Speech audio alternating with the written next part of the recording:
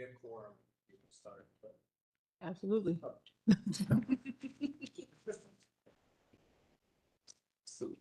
Y'all ready? I'm ready. Okay, we're going to bring the meeting, going to open the meeting of April 28th, 2026, Board of Zoning Adjustment. If you have not been here before, I will just go over a few rules of the road. We hear the cases in order as they're printed in the agenda. I think there's nope, I don't see a list. Okay, I'm speaking in the mic. Can you hear me now? Okay. So we hear the cases in order that they're printed on the agenda. You will come up here, the applicant and whoever is with you, architect, attorney, whoever that is, can come up here. There's a sign-in sheet that we want you to print your name so that it's legible, sorry, for us to read. The city will give us an overview, a summary of the case, the things that have happened, adjustments, revisions, et cetera. And then we will call on you to supplement the record with anything else you want to say. We might ask questions if there's something that we need to get clear. Then we will open it up to members of the community who have received notice about this application, and then they can come forward to speak for or against the application. The applicant has 5 minutes to respond, and the community members have 3 minutes to respond. We will ask you to designate your address and how far approximately you are from the subject property, the applicant property, so we can have an understanding of proximity. If you are planning to speak on the record, we do ask that you tell the truth. And so I will ask for your name, and then I will ask if you have been sworn in. I will not swear you in individually, but I would like to do that as a group so that we can move through efficiently. So if you are planning on speaking, can you stand? Raise your right hand. You promise and attest that the testimony you give tonight will be the truth and nothing but the truth. Please state I do. Thank you. I think I went. You have to have a vote of 3 of yes to move your case forward. If you get a no vote, then in order for you to bring the case back, you have to have a substantial change in facts. So that means you're changing something about the application. You don't just get to come and bring the same thing back and present the same facts. So if you see that we're not going to give you the yes votes, then you can request that it be tabled, and then you can go back and do some additional work to refine the application so that you can bring it back without the substantial change potentially that would be required if you got the no vote. We can speak more about that if that situation applies to you when you're up here, but I just wanted to let you know since we do only have the 3 members present here tonight to vote. Do we have any preliminary matters that we need to talk through before we get started with the agenda? Agenda item number 8 is going to request tabling. Okay, do you want to call them up now?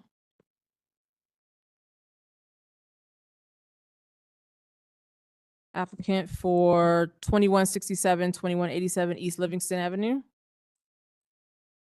Yes, ma'am. Okay, state your name, whether you've been sworn in. Yes, my name is Laura Comack, 65 East State, Suite 850, Columbus, Ohio, 43215, on behalf of the applicant Real Estate Investments. We would like to table. We are working through a site planning issue, and which specifically involves Title 34 over Title 33, and what I have to figure out. There's a chance I don't need this BZA at all. And so just requesting a tabling to see if I can get that done. Okay. Is there anybody here that was planning on speaking about the application at 2167 and 2187 East Livingston Avenue? I Okay. actually had full support from the area commission as well. This is kind of a last minute technical thing. Okay. Do we have a motion? So moved. Second. Please call the roll. Ms. Egelhoff? Yes. Mr. Jones? Yes. Chair Plummer Bailey? Yes, tabled. Thank you. Anything else? No. Okay. Okay, starting with our agenda. Case number 1201 Chesapeake Avenue.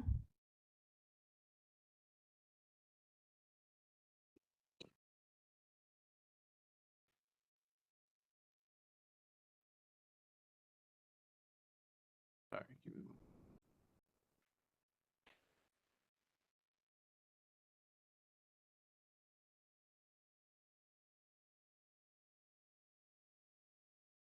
Sorry. 1201 Chesapeake Avenue is located on the south side of Chesapeake Avenue, approximately 300 feet east of Northwest Boulevard. It is zoned AR3 and part of the 5th by Northwest Area Commission. The 1.3 acre site is being developed with a multi-unit apartment building. Surrounding uses are retail to the south and east and residential to the west and north. The applicant proposes to develop the site with a multi-unit apartment building. Variances are being requested to allow 34 pairs of stacked parking spaces and to reduce the number of required parking spaces from 162 to 138. Planning is supportive of the requested variances. Recently adopted Columbus growth strategy guiding principles recommend that mixed use and highest density residential development should be focused along primary corridors at established commercial centers and at locations recommended for mixed use development with access to existing planned or potential transit. Staff note that the site is located in close proximity to transit access along Northwest Boulevard and King Avenue. Staff also note that the proposal is consistent with the growth strategy's recommendation that parking structures should not front primarily corridors due to the parking garage plans access along Chesapeake Avenue. The Division of Traffic Management had no comment, and the 5th by Northwest Area Commission recommends approval with a vote of 4-0. Staff can also recommend approval as a proposed stack parking arrangement and reduction in required parking spaces allows the site to meet parking needs while maintaining functionality. The request is consistent with the general intent of the zoning code and is not anticipated to result in adverse impacts to surrounding properties. Chair. Okay, can you state your names and whether or not you're sworn in? David Hodge, attorney for the applicant, and I have been sworn. Garrett Smith, preferred living. I have been sworn in. Okay. Thank you. So this particular property has actually already come through a process in the city. It came through previously as a rezoning with a companion council variance, went through the neighborhood process, went over to city council and was approved. And then there's been a bit of an interim period since that approval, leading us up until the meeting tonight. Preferred Living went back to the drawing board literally and modified the proposal from what was previously approved at council, removed a floor from the building and reduced the density by 20 units. So the remaining variances are a restate of what was previously approved. It has to do with stacked spaces internal to the parking structure, a buddy space situation that'll be assigned on a unit by unit basis. So that's one of the variances, and also a reduction in the required number of parking spaces from 162 required down to 138. This property is designated in phase 2 of Zone N. So we anticipate that council will adopt phase 2 in September. I think that's the current timeline. At that point in time, this project and any number of other mixed use development projects will be by right here on the property. This allows Preferred Living to go ahead and conclude permitting and get under construction. Certainly an appropriate variance request, fully supported by the city staff, and a unanimous recommendation of approval from the 5th by Northwest Area Commission. That's all I have, Jared. I don't know if you want to add anything to what your process has been and why you guys have done what you've done. Yep, happy to add to that. In regards specifically to the parking variance and the parking count, we've developed 3 other projects in the immediate area in the last 5 years. All three of those projects have resulted in, I'll call, a parking need of about 1.25 to 1.3 spots per unit, resulting in empty garage spaces, ironically. Over there in that area, there's a lot of bike use in that area as well. Obviously, there is some street parking. Some of that street parking was previously taken up by township properties that were using. There's a restaurant over there previously that is no longer in business that had no parking, that was taking up some parking in the area. So while there is off-site parking, again, the main point was there's a lot of bike use in the immediate area by residents. And adequate bike parking is provided in the facility. The property is also pretty proximate to two separate CODA bus routes, Route 3 and Route 1, going to various locations. Those are both within walking distance to the property. How many units? 108. Reduced from 128 currently zoned for. Okay, and the other projects that you were referring to? 78, 72, and 180. And so do any of them have stacked parking? Two of the three did. And we assigned the stacks to 2-bedroom units. Okay. So that way it's a situation where your roommate or partner, you can only be mad at them. Absolutely. Perfect. Thank you. How are you counting your, like, when you got to the 138, are you counting? I'm just confused on when you say 34 pairs, is that 34 plus 34 spots, or you're already counting 34 into the 138 that you have? You understand my question? No. But 30, it's 34 buddy situations. So that's 68. That's 68? Jared. No, Yeah. 34 spaces would be considered where you would rent. There are 34 spaces that are involved in the buddy situation. Okay, so then there'd Yeah. be 34 plus another 34 available. There's a total of 138 parking spaces. Mhm, and 34 of those. 34 of those are Would be involved in a buddy. buddy situation. Gotcha. Okay, thanks. So 104 others. That are Yeah, changed. just regular. Okay. If I'm doing them, let me double check myself. I apologize. Yeah, those are a little off. I should count that It's before I okay. make that representation to you. Because you are under oath.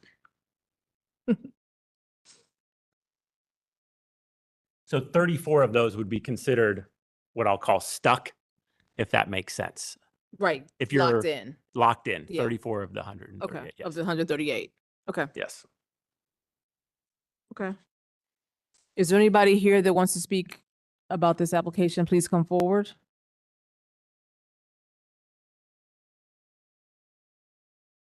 Hello, can you state your name and whether you were sworn in?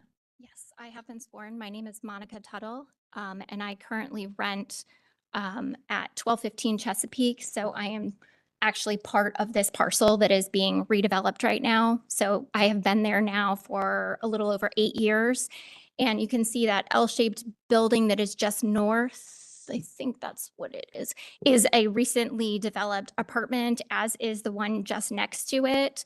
My husband and I share office space, and we have had to, we have not been able to park in front of our office building on numerous occasions. Probably at least once a week, there are 2 to 3 cars that are not ours in front of our building, taking up our parking spaces.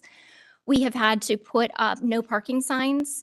We actually have an overhead garage door that we need access to that says no parking, tow away. People will park in front of that. So while the other apartment buildings may be technically underparked, it may have something to do with the fact that those parking spaces may be at a fee or they might be underutilized. But I have very serious concerns that parking will continue to be affected on Chesapeake. Now, my building is going to be demolished, so it won't be my problem anymore. But there are other businesses along Chesapeake that will likely continue to be affected by this lack of parking. So you're saying there's a lack of parking on a public street? No, it's my parking spaces in front of my building. Okay. So I'm at Where are you- 1215. And you're I'm at- facing towards which street? I'm at the left edge. No, I'm down inside the blue box. Yes, right there. The white roof is me. And so your spaces are in your lot. Well, they're not, it's not, I mean, it's spaces in front of my building off of the street. And they clearly say private parking, captivate production parking only, and people continue to park there. So when I have gone out and put notes on the cars, or if I tried to stop someone, they say, oh, we're just going over to the apartment building. We're visiting a friend. I can't testify as to where they're Yeah. actually going. They could be going anywhere. But yeah, so in our private parking spots. I don't know about enforcement of that. Like, can she call and have them towed? No, I'd have to have a contract with a towing company. It would have to, I mean, I don't know if this is, I mean, this sounds like a problem that anybody would have. So I don't know that this is, I think what you're You know. speaking to is the limited parking because people are Correct. parking in front of your space. Is that your Correct. testimony? Okay. correct. And so one of the questions is, will this put an undue burden on surrounding owners, businesses, whatever else? And I think very much that it would. Additionally, I would like to point out the fact, I work there. I was unaware of this zoning until, like a nerd, I read the agenda on Saturday just because I was curious what was coming before you. I did approach Mr. Trimmer before the meeting, and apparently the applicant had put the zoning sign on the side of a building rather than in any grass area. So I don't know how well the notice was conveyed. Obviously, the applicant is only required to provide notice to property owners. I'm not a property owner, so I didn't get written notice, even though I'm clearly within the area. Additionally, the occupants in that apartment building that are both right there, they wouldn't be owners. They're also one of them is preferred living, so they would already know about it, but their tenants wouldn't. So I don't know how well this was noticed to the public. Had I known, I would have gone to the 5th by Northwest meeting. But those are just my concerns. Obviously, I won't be there anymore, so it won't directly affect me. I know that we're moving in a direction where we're trying to limit parking, but the apartment buildings are not going to be long-term sustainable if people find that they're not able to park or their guests are not able to park there, and they're not going to be a good contributing component of the neighborhood if businesses are constantly at odds with those tenants. So I'm just raising these concerns for you guys to evaluate. do you normally get the 5th by Northwest Area Commission notices? Have you ever been to any of their meetings? I have in the past, yes, but I'm not a member because I'm a business. I'm not a member of that Gotcha. commission. And I probably should read their agendas and attend their meetings. No, I but just was curious if it was a slip on this one or you had previously gotten notices. No, because we're a tenant, there's Gotcha. no requirement that we be notified, which is, as there are more and more tenants, I do think that's a concern with notice, but just bringing those concerns up. So thank you so much. Okay, thank you.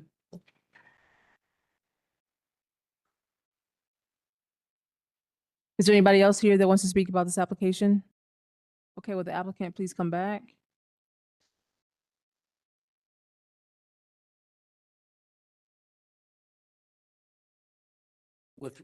With reference to the notice portion of the discussion, we fully complied with the notice. We have an obligation to provide an affidavit indicating 125 feet around the perimeter of the property, which we did. We submitted that affidavit with the application. In terms of the posting of the required notice sign, we did post a notice sign on the property. You can see from the aerial photograph, this is predominantly rooftop and parking, and so there's not a tree lawn and a grass strip in order to put that sign out. And so we put the sign where it needed to go, and then snapped a picture of that and submitted it to the staff. You heard the testimony from Mr. Smith that he is an owner of other developer of other immediately proximate apartment communities, and there is adequate parking in those, and there's adequate parking proposed with this one. The city certainly has no issue with the parking proposed. The area commission has no issue with the parking proposed. There is an abundance of bike parking provided in this.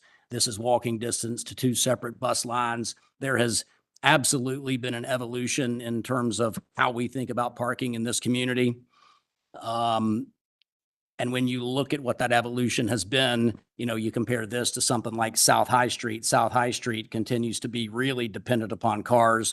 over in this area, which is more urban, there's less and less dependence on cars, and Preferred Living, from a business perspective, has seen that evolution through the course of their development and ownership over in the neighborhood. I would remind the board that this project's been to council. This is a reduction in the overall unit count.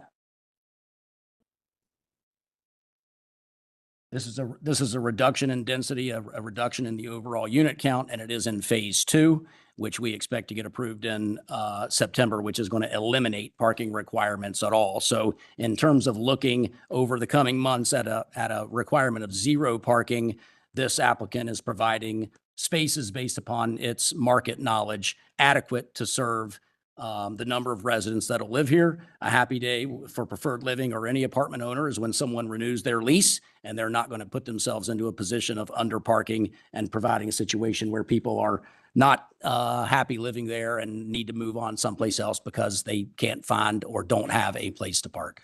I think it's interesting looking at the map. I would highlight too that while I don't doubt that people have parked, obviously she's not coming here to say otherwise, that, you know, to make things up.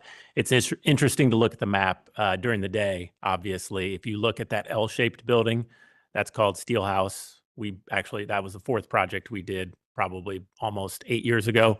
There's approximately 110 units in that building, and you can see, at least during the day, there's plenty of parking spots in that building. Immediately to the right of that, just north of the Lake Chesapeake, that is parking for the former Columbus Fasteners building. But just above that, you'll see you'll see a kind of a U, upside down U with a white. That was the Essex project that's right off Chambers. That parking lot, it is underneath it, and as well as behind it, you see, again, there is parking available. Again, this is during the day. It's not in the evening, so I can't speak to if people are coming home at night. But we see a variety of schedules throughout. And again, as I mentioned, on average, we're seeing a need for around 1.25 to 1.3 spaces per unit in this area. And is the building that the neighbor is in, is that part of your redevelopment? Yes, Yes, it is. Okay, so that's going to be gone, and She's inside the blue box, Right. so to speak, there, and the blue box is the redevelopment. okay. Madam Chair, if I may, I've read in the packet, I just can't find it. What's the breakdown of the rooms, like 1 bedroom, 2 bedroom? It's about 60% 1 bedroom Okay. right now.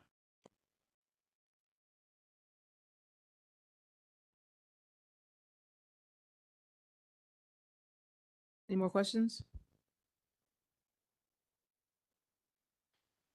Okay.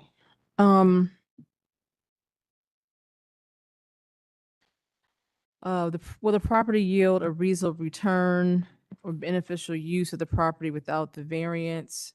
No, I think the usage of apartments would require more spaces to park, and so they have to get the variance. I don't see that the variance is substantial, considering that the applicant has testified about this area being adequate bike parking and COTA bus routes servicing the area. The central character of the neighborhood would not be substantially altered. We see a big apartment complex right across the street. I don't see this adversely affecting delivery of government services. The property owner likely purchased this property knowing about these restrictions, and thus is why they are here today. But I don't see another method to obviate the issue. I think the spirit and intent behind the zoning requirement would be observed and substantial justice done by granting the variances. Are we ready to call the question?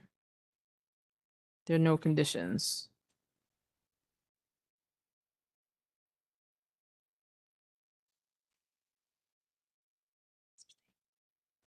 I'll call the question. Please call the roll. Mr. Jones? I respectfully disagree about the property yielding a reasonable return without the variance. Many projects could go here and successfully already. One is there, potentially yielding a reasonable return. I will vote in favor of the proposal based on the applicant's testimony that they have other units that are successfully operated with a surplus of parking, and they have also demonstrated with the duplicative parking, it's also been successful without an undue burden on the community. So again, I vote yes. Ms. Egelhoff? I agree with the chair's analysis of the Duncan factors and find that reduction of from 1.5 to 1.28 is very minor and nominal, and therefore I'll vote in favor of the variance. Chair Brown Bailey? Yes, variance granted. Thank you all. Second case, 42 East Tompkins Street. Just take them out.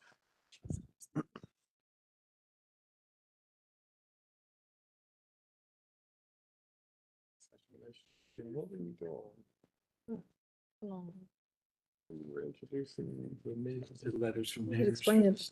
Three people. No. For this case, letters from neighbors. Oh, okay, thank you. Thanks. You didn't give me water? Oh, Dane's getting the PowerPoint back up. Thank you. I didn't. Oh, that's me? No, down here. Pictures. Oh, thank you. I'm sorry. I'm saying BZA 25-134 for 42 East Tompkins Street is located on the northwest corner of East Tompkins Street and East Avenue. It's in the University Area Commission. Is zoned R2F. The 0.31 acre site is developed with a religious facility. Surrounding uses include mixed-use commercial to the north and a mixture of single and multi-unit dwellings to the west, south, and east.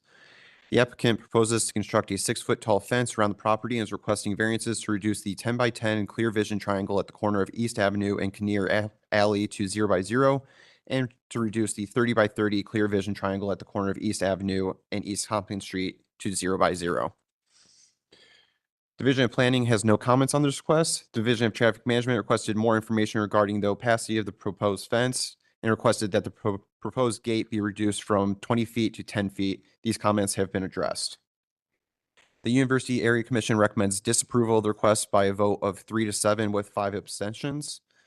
Staff recommends approval of the request because with the proposed opacity, motorists will be able to see pedestrians through the fence before entering the intersection, and the proposed fence will help provide security for the church and their members.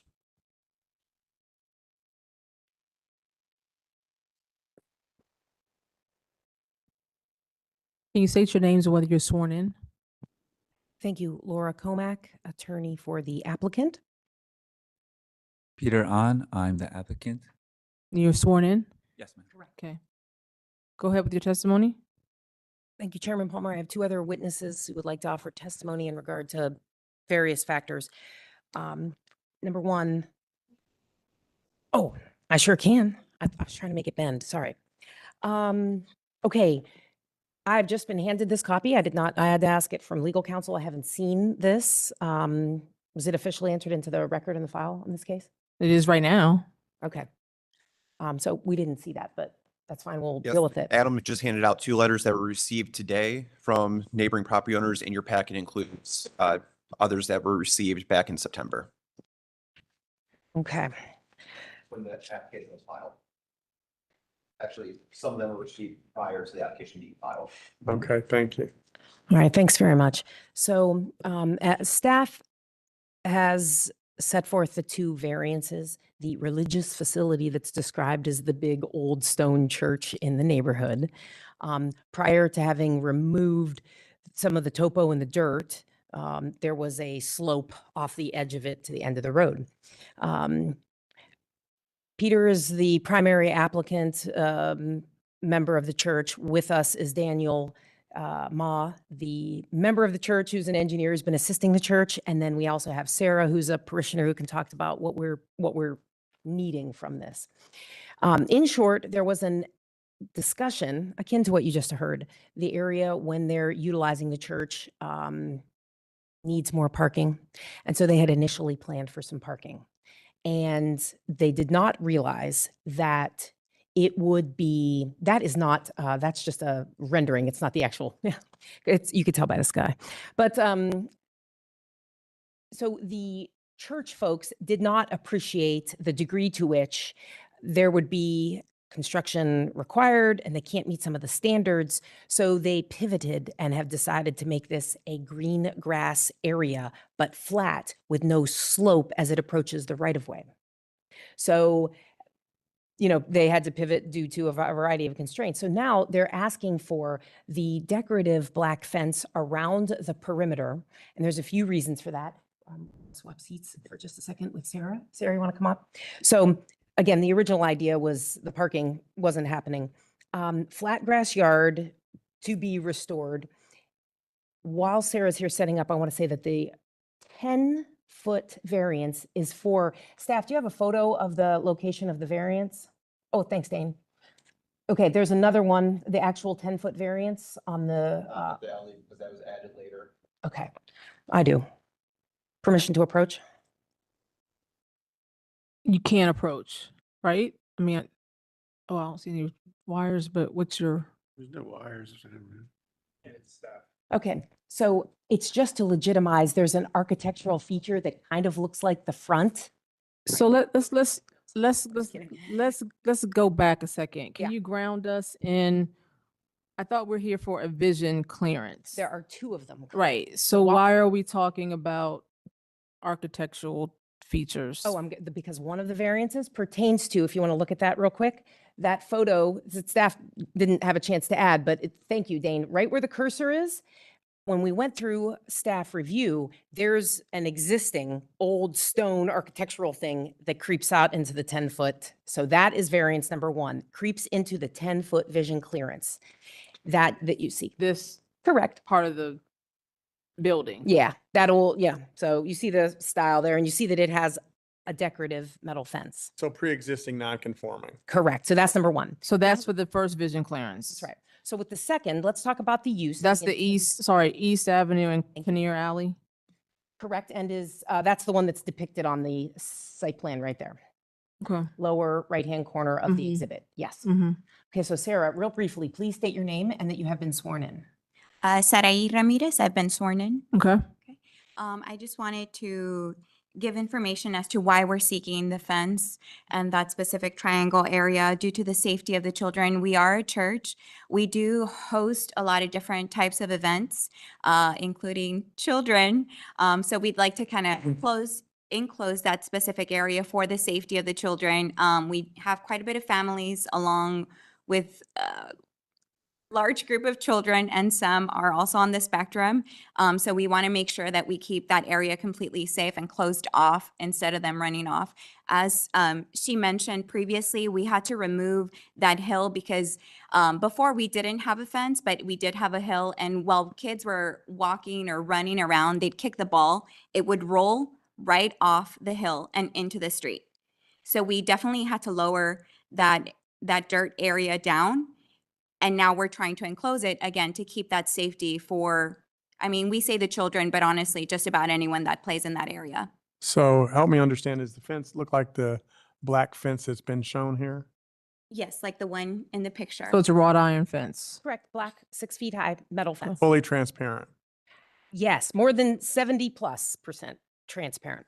30% opacity. That's what that is? The black box is covering over the opacity of it. Oh, thank you. So I guess I have to ask the silly question, what measures opacity? Because that looks pretty opaque to me. Like, It's a 1 foot by 1 foot square of the section of the fence, and we use that to calculate it. Since so, they're bars. Mhm. oh, you said it was 30% opaque? No. Yes, there's a detail in one of them that has to do with it. There's parts of it that are 30. It's 70+% transparent. You can see through it. So 30% opaque. Okay, yeah. that makes sense. And I'm sorry, I don't think that anybody actually did the math formula. So your instincts are correct. It looks a lot. When traffic asked for that information, the agent that I was working with provided this to me and said that it's 30% opaque. Okay, thank you. Nobody did the math to verify it. That's right. It's fine. I'm sufficiently covered. I mean, this, Okay. yeah. If I may add really briefly, there's also been an increase in vandalism in the area. We've seen a lot of unhoused peoples around there, including defecations, damage to our property, break-ins, graffiti with the property that we share an alley with. So these are some measures of protection that we're seeking, again, not just for the children, but also for the people that we invite to our church. So Is there any section of this fence that is less opaque, like at the vision clearance triangle that we're missing? No. Swap seats with Daniel for me? absolutely. No, there aren't. And we're going to have Daniel, who's a member of the parish and an environmental engineer who's been assisting and who put some pictures together for us. It's significantly similar to what you see on that corner right there. Significantly similar or the same? No, I meant the view, right? So because Okay. that is the fence. So the issue is as you approach the corner, does it reduce in overall transparency? So there's no math on it. But Daniel, will you talk to the issue about where the fence is placed and how much distance there is from the sidewalk and then the grass strip? So that dimension there and also the traffic, please. My name is Daniel Ma. I've been sworn in. Okay. Yeah, we'll do it. Do it for us. Yeah. So I provided an updated site plan to Mr. Smedley. Unfortunately, it's not shown on the screen, but the position of the fence and the location of the fence is proposed to be 1 foot. Yeah, I have a paper copy of it, but Do we need all of those? and some other visuals. I just have 3.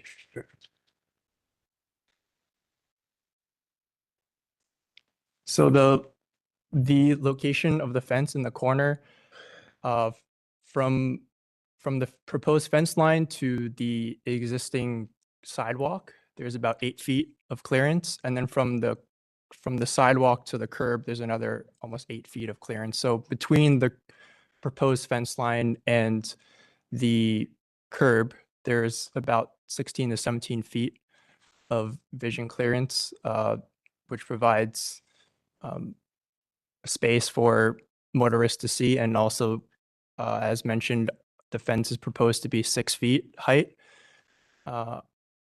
ornamental in nature and metal, and the design has been selected to allow for transparency for motorists and pedestrians. Daniel, given the location and setback because there's large sidewalk and then green space, have you inspected the corner and do you perceive that there's an obstruction to the oncoming traffic? We have observed the corner and also using some of the some examples that we've looked at around the city of Columbus, that a similar fence would enable visibility through it. And do you think that it's safe or do you think it's causing a problem? I do not think it is causing a problem. Okay. Can I get Division of Traffic Management to weigh in on this point?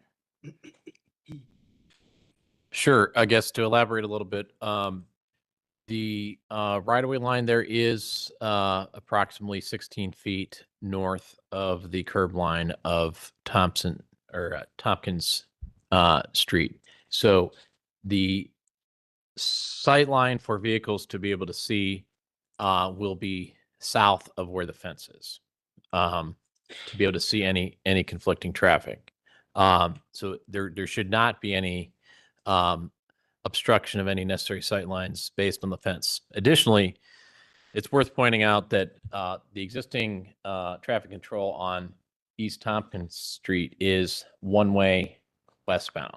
So there are not any traffic originating from the east, or excuse me, originating from the west. All traffic on East Tompkins Street is traveling westbound. So the most critical area would be looking to the west, and there's no traffic coming from the west. So based on those factors, we are in support of the proposed fence within the vision clearance triangle. So this a one-way street? Correct. Correct. It is one-way westbound, East Tompkins Street, yes. So if you envision being at an intersection, the vision clearance triangle we're looking at is on your right, and the oncoming traffic is actually from the left. Okay.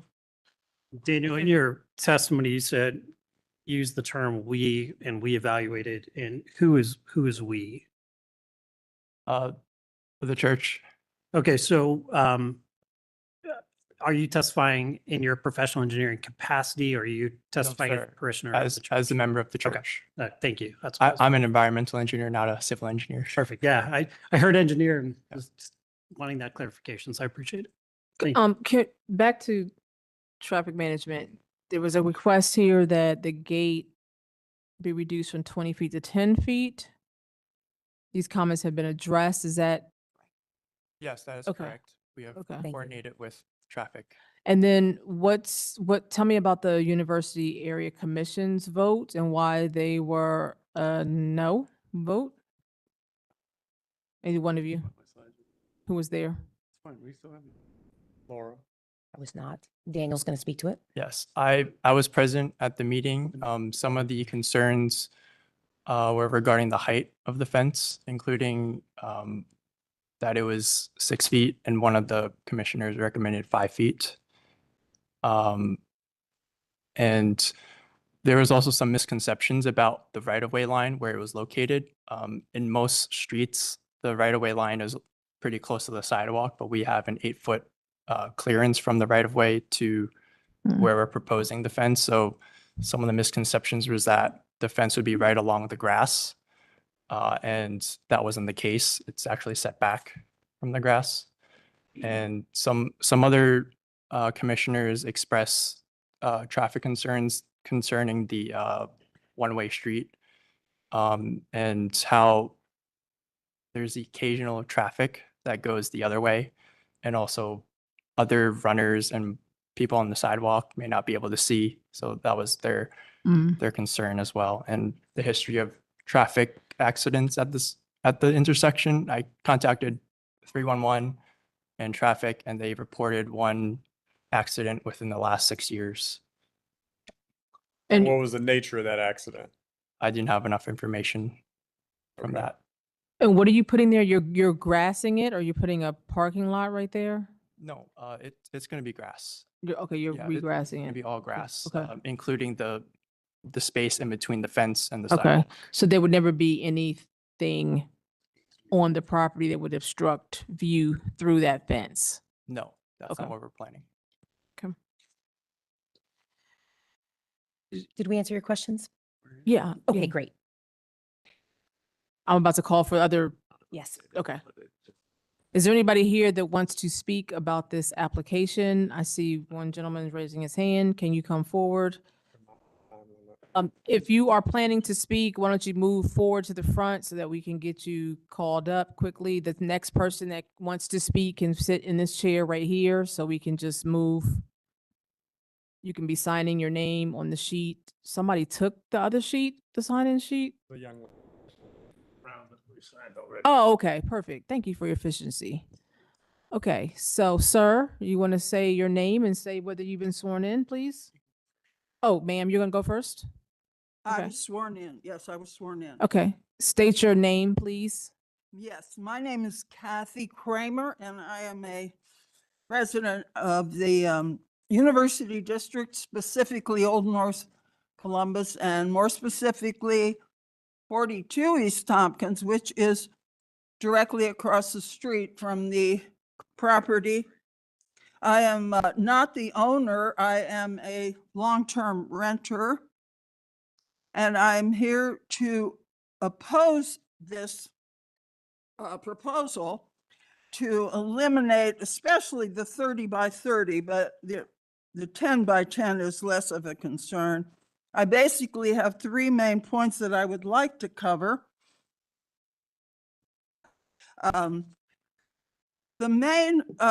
First of all, I want to say that the church, the Global Community Church, has been a good neighbor, a great neighbor. I was happy when I moved in there that I had a church across the street, they're very quiet, which can be rare in the University District. But our first concern, I don't know if you can pass things out to board members, but especially in the context of the Vision Zero plan for Columbus to eliminate, hopefully, to eliminate traffic-related deaths. The applicant wants to reduce the 30 by 30 visibility triangle to 0. This is not a reduction, it's a complete elimination of a safety requirement. Secondly, I can't see that there's a practical difficulty unique to this property. It is a standard corner lot. It would create a blind intersection in a residential neighborhood, and furthermore, it is a school bus stop. Can you pass these out? Ma'am, I have a question for you. Did you hear what the director of traffic said about the space Today? just 5 minutes ago? I couldn't hear anything, so. He's an employee of the city of Columbus, and he has thoroughly, and his team has analyzed that intersection and says there is zero problem with visibility. That's his testimony as the expert. Were you aware of that? No, I couldn't hear everything. Okay. Okay. When you speak, Understand that part of that may be because of the one-way traffic, but we do have pedestrians that go whichever way they want. We have you seen the fence? Pardon me? Have you seen the fences being proposed? Yes, I've seen that, the photograph or the plan that they gave us. Do you see that? Yes, I did see And that. you feel like that at a corner is gonna have zero visibility for somebody? Well, as you get closer to the corner, because The fence doesn't change. you're not looking straight at the fence, then you have visibility. But if you're coming at it from an angle, I think there's reduced visibility, yes. So there's testimony that it's 70% opaque. And what's the standard that we have a minimum? 50%? Yes. I think it's 25 above 2 feet, but I could double check that. So the vision clearance as it relates to the opacity of the fence is not a problem according to city staff. Just want to be sure that you're crystal clear on that. Yeah, I mean, we would certainly be willing to consider, or, be in support of other alternatives. That was one of the other things I wanted to say.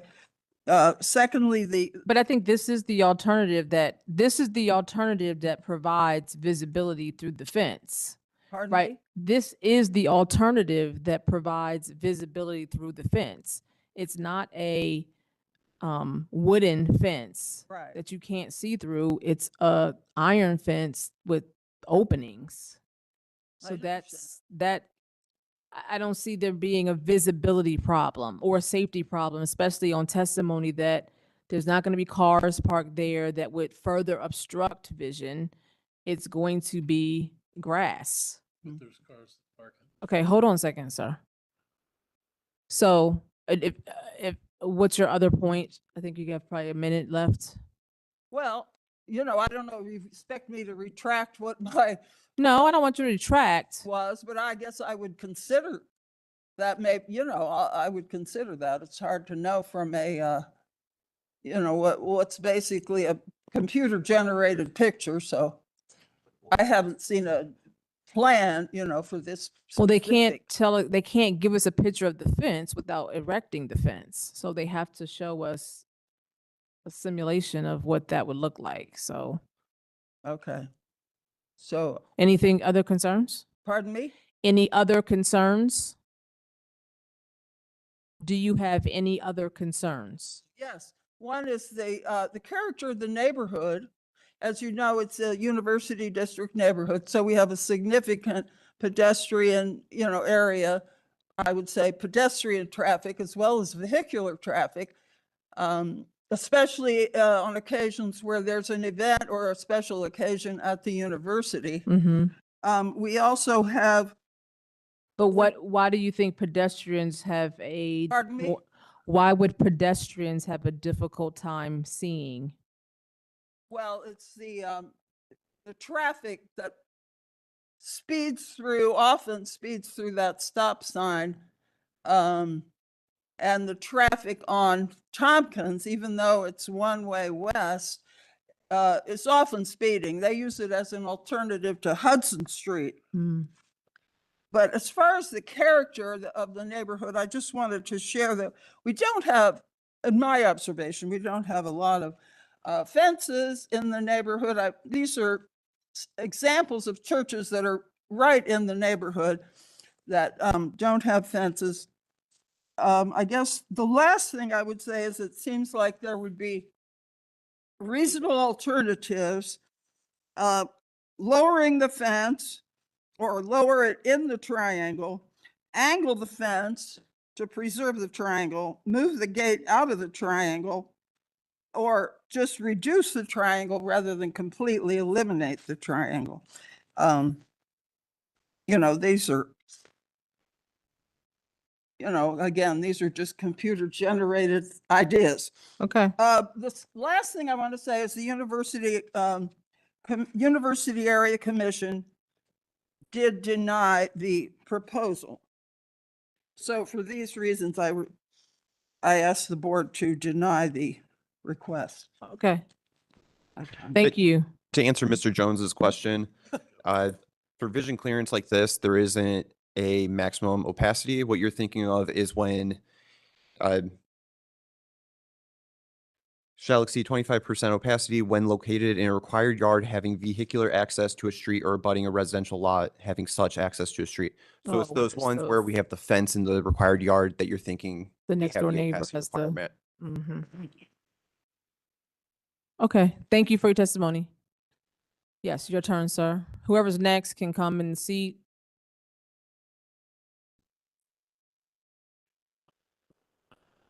Is your mic on? There you go. I'm Chaplain Michael Ruho Monica. I live 2 doors down from the church. Okay, were you And sworn in? testify that, Sir, were you sworn in earlier? for what? Did you testify that your truth would be the truth? Sure. Okay. You testify that your truth, Chaplain, we always speak the truth. you testify that you attest that your testimony tonight will be the truth and nothing but the truth. Please state I do. Yes, Thank you. Okay, go ahead. that's one of our vows. I will testify that the church has been a good neighbor and everything. We don't mind that they take up parking on the street, on Sundays and stuff. We've all been tolerant of that. And we don't really mind the fence, but what we do mind is the height. Okay. There is nothing like that on our street. We have people that have fences and everything. We have shrubs, so we're a little different, my wife and I. But we do have people that have chain link fences and stuff like that, but they come up to your waist. They don't look like, an ice facility. Okay. That's what I object to. I don't think that, I think the church has got a good idea. We've got fences like this in other areas of our area and everything, but they don't go up that high. There's no variance request for the fence height. No, they're asking for 6 feet. It is. It's embedded into the vision clearance. Yeah. And that's what we object to. Clearance, or is it for the height of the fence? No, the variances are for vision clearance, to reduce vision clearance. Right. 6 foot is permitted. So there's nothing that, when we ask you up here to speak about things that you want to oppose, Yeah. you should speak to the variance requests. Okay. And there's no variance request for a 6-foot fence, But they're building a 6-foot fence. as they can by right, without any request. Okay, but I'm here to object to that. Okay. Okay. Like I said, I don't see a problem. I think that's a good idea to have something so that the children can be kept in and everything. I'm all for the fence itself. I'm just not for the 6-foot fence. It doesn't fit in with anything else in that area. Okay. Nobody has a 6-foot fence. We have fences that come up, like I said, to the waist and stuff, but nobody has a fence that makes it look like like I said, like they're a nice holding facility. So that's what I object to. Okay? Thank you. Sir, can you state your name, whether or not you were sworn in? My name is Darius, and I'm sworn in. I wanted to bid my approval of the fence. I am a resident of 32 East Tompkins, so the house that's right next to the church property. I've been the resident now for 4 years, and as a resident, just in the neighborhood, I've had a chance to walk around and be immersed in the neighborhood enough that I've witnessed a lot of just increasing crime. And back in 2023, my car was broken into and stolen. My car was parked behind 32 East Tompkins, so in the yard next to the church, the gravel area. My car was parked there, and it was stolen and taken away. And they recovered it later on at 3 in the morning. The police did, but I've just noticed there's been a lot more increasing activity. And so, as one of the members highlighted, just the need for security is the reason why I am in approval for the fence.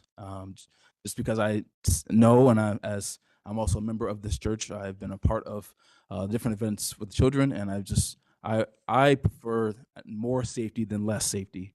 For those reasons, being just a witness, and also within the area, there's a highly trafficked area, as I mentioned. There's a bus route that comes along that way, but there's nobody necessarily policing the area fully, constantly. Right, they're in different parts of the city, so I'm always just in favor of those things. So that's all I wanted to share. Okay, thank you. Okay, sir, can you state your name, whether you were sworn in earlier?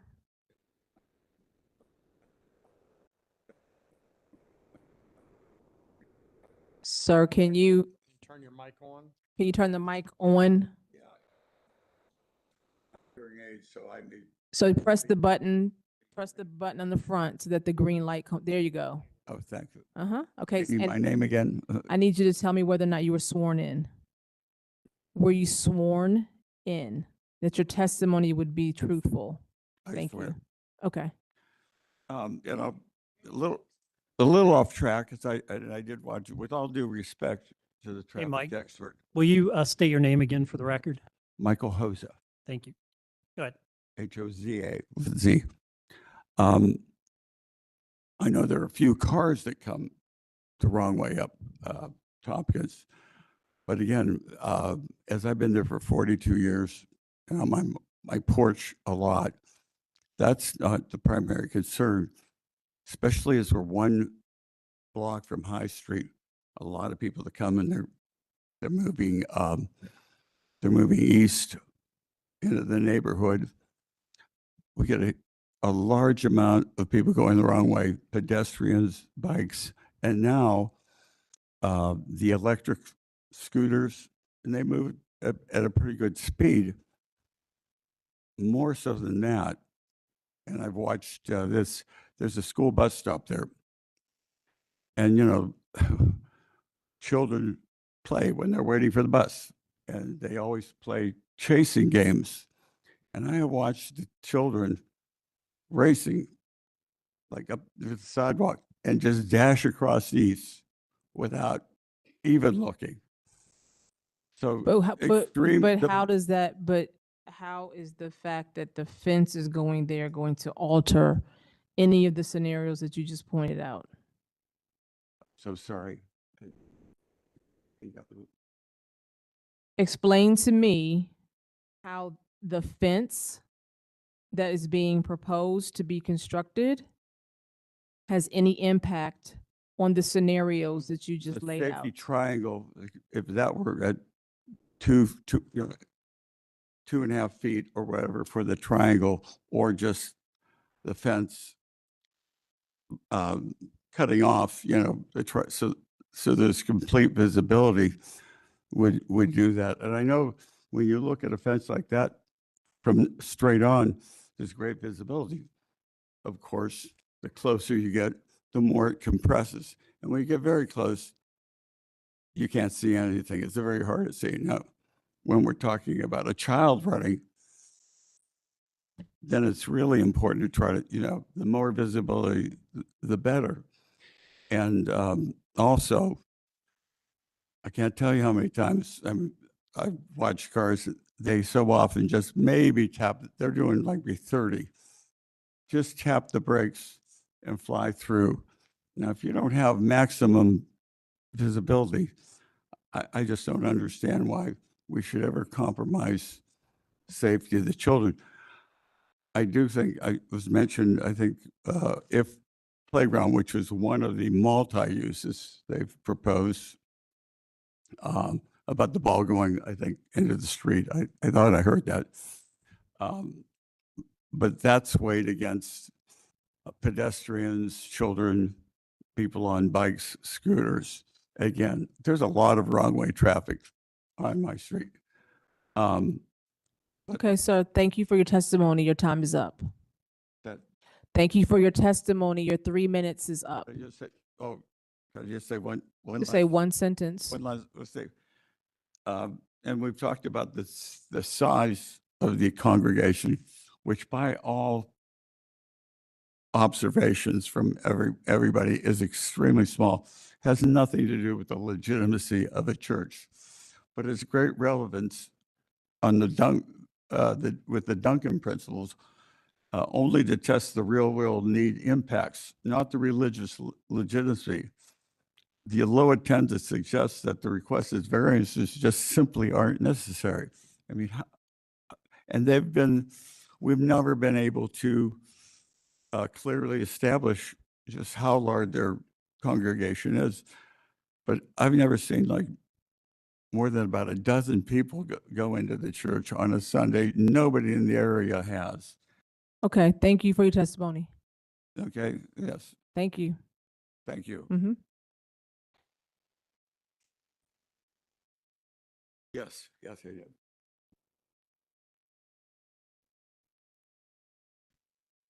Is there anybody else who's going to speak? Can you come up, please? And Chair. sir, before you get started, I want Go everybody, ahead to the chair. I want everybody to be clear. You have 3 minutes to provide your information. And if you need to organize your thoughts, please do that. You have 3 minutes out of respect to everybody. Good. Sir, can you state your name and whether or not you're sworn in? My name is Bob Singleton. I live about 4 blocks from the church on Adams Avenue. And you were sworn in earlier? Was. Thank you. There was a time when this church was much more involved in the community. And I've been to many community meetings in the basement of this church, and there is more than adequate room for kids to play on a Sunday morning in the basement of that building. I don't know why they need to build a parking lot in the front yard in the middle of a residential neighborhood. That's all I have to say. Oh, and I would go along with the other speakers. This is an alternative route to Hudson.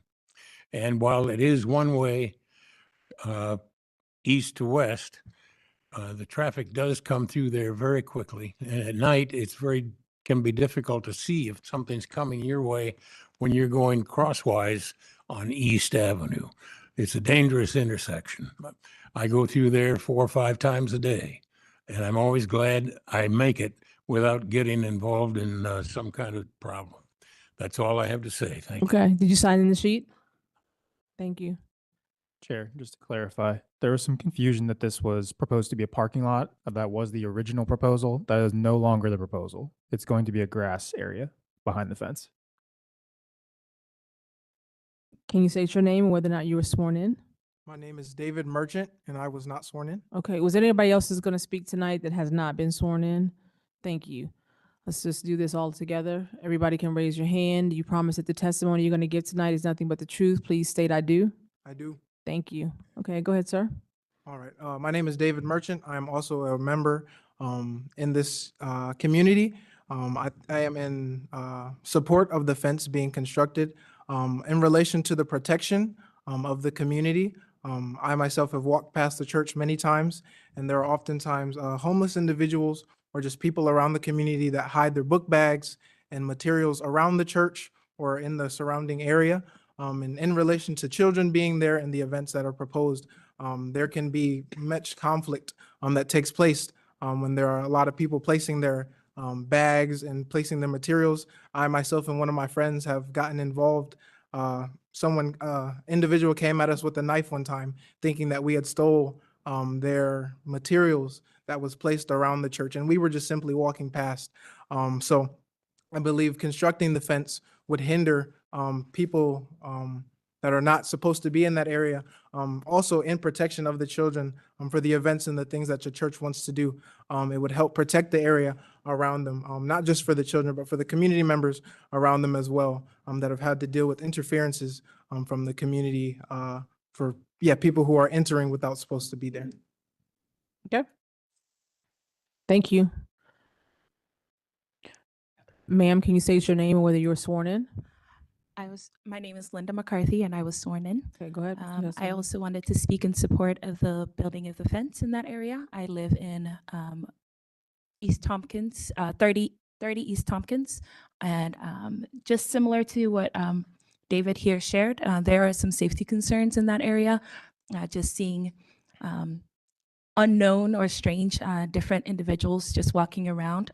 I've lived there for the past year, but I previously lived there about 3 years ago. And so coming back, I've seen that there's been some change in the neighborhood. Oh, sorry about that. I've seen that there's been some change in the neighborhood. And so I personally would feel safer and more comfortable knowing that that area is more guarded, because most of those individuals that I mentioned are there because they see it as a church. And so it's free space. And so with that in consideration, having a fence around there would definitely decrease the movement around that area. Thank you. Okay, thank you.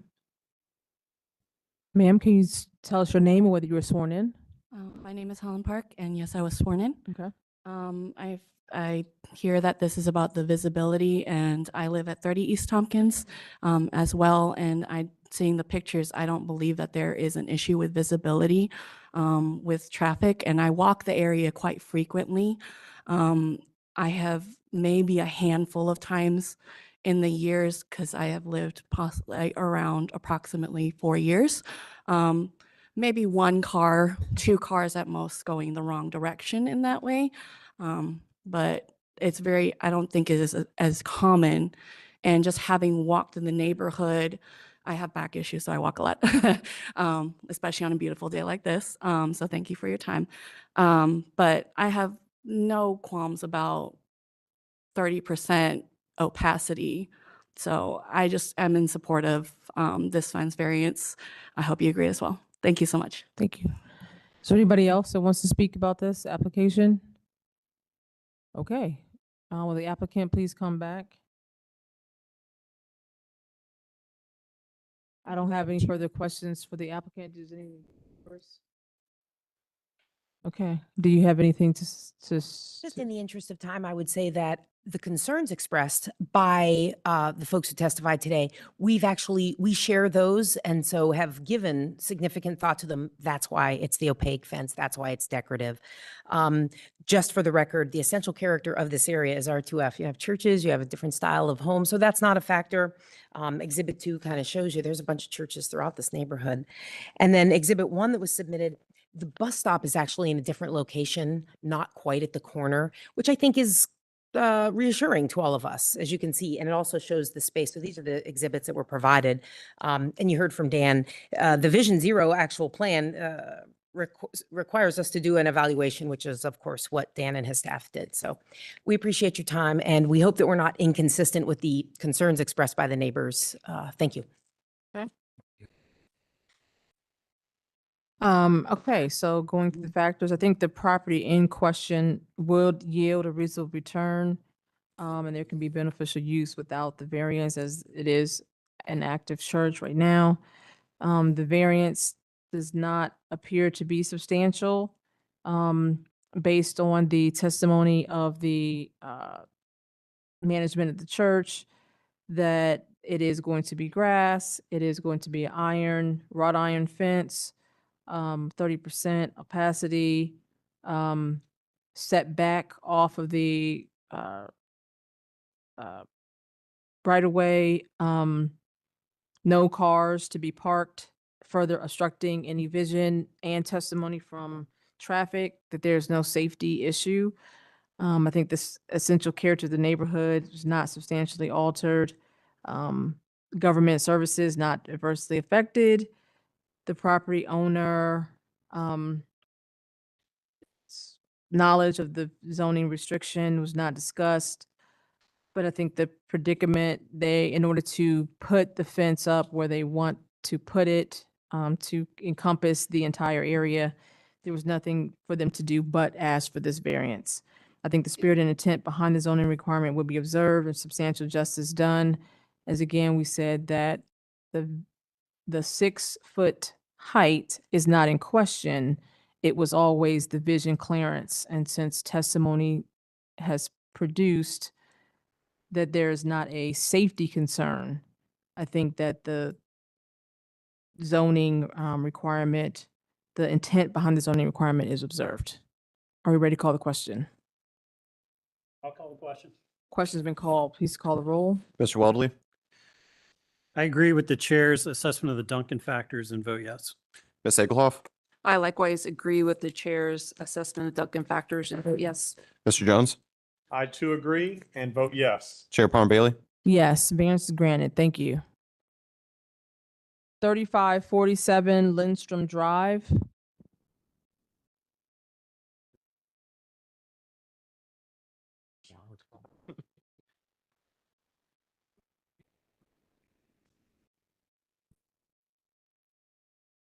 All right.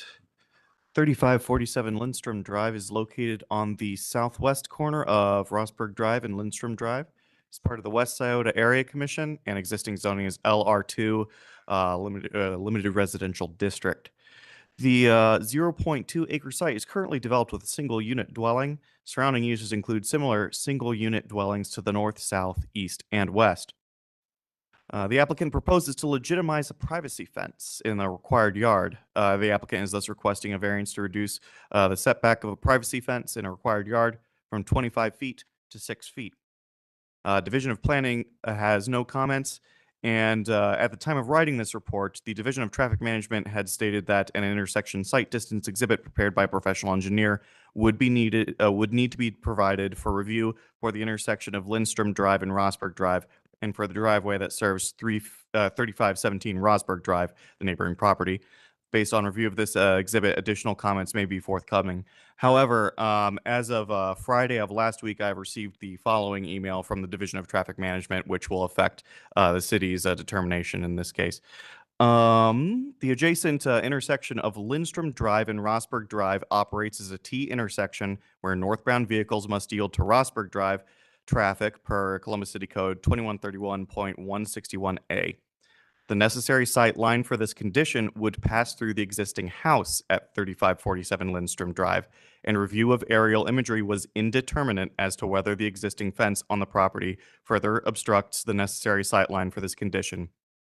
However, Division of Traffic Management staff visited the site, observed the extent to which the existing fence on the property obscures sight distance for northbound drivers on Lindstrom Drive, and determined that removal or relocation of the fence would not provide a substantial amount of additional sight distance for such drivers on Lindstrom Drive, and that northbound drivers are adequately able to see oncoming traffic.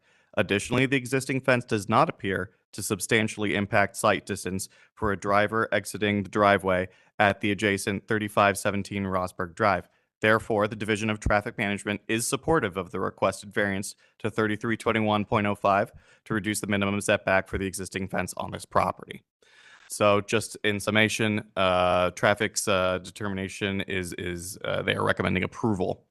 The West Scioto Area Commission has recommended approval of the requested variance, voting 4-1 in favor. And again, at the time of writing this report, since we had not received a determination from traffic, it was for disapproval. However, again, in light of traffic's revised statement, City Department's recommendation is now that of approval, citing that removal or relocation of the fence would not provide a substantial amount of additional sight distance at this intersection. Chair. Thanks. Can you state your name and whether you were sworn in, please? Sorry. I'm Carmelina Batchelder. I go by Lena, and I was sworn in. Okay, go ahead with your testimony if you want to add anything. Had just prepared a statement that basically was just, I can just read my statement. I mean, you don't have to. Okay. It was just to, so I don't sit here and like blubber and not make any sense. It was just, how having to remove or alternate the fence would have created a financial burden for myself. And I use the fence for privacy, obviously. I do work a hybrid work schedule, so a couple days a week when I do work from home, sometimes if it's nice, I do like to work outside. I also have a daughter who's in college who likes to do her homework and stuff outside on a nice day. So the privacy is nice for that. We also use it for safety.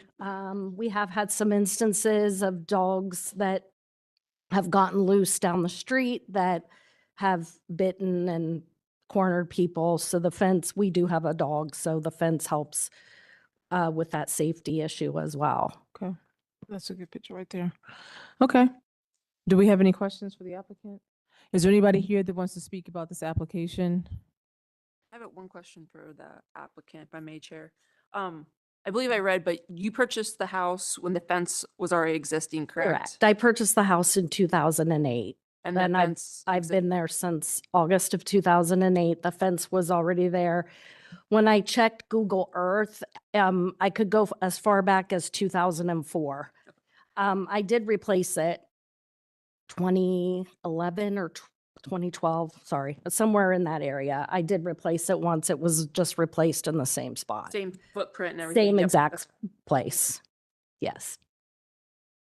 Okay, so property in question could yield a reasonable return without the variance, as the house is the main.